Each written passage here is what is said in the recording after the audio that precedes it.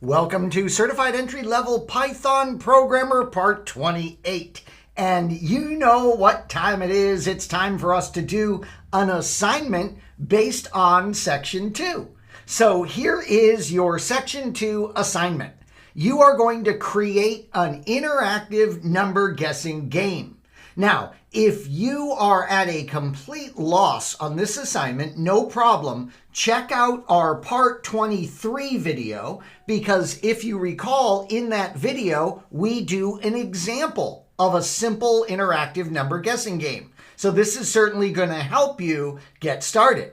Now, this guessing game should generate a random number between 1 and 100. You're going to use Python's built-in random module like we did in the Part 23 video in order to choose this random number between 1 and 100.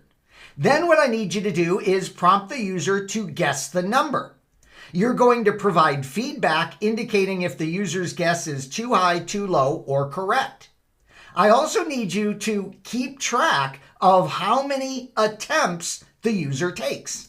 You're going to continue prompting the user until they correctly guess the number. And finally, we need you to display a congratulatory message and show how many guesses were required once the user guesses correctly. Yeah, so we've made a few modifications, a few enhancements to the number guessing game that you might recall from our Part 23 video.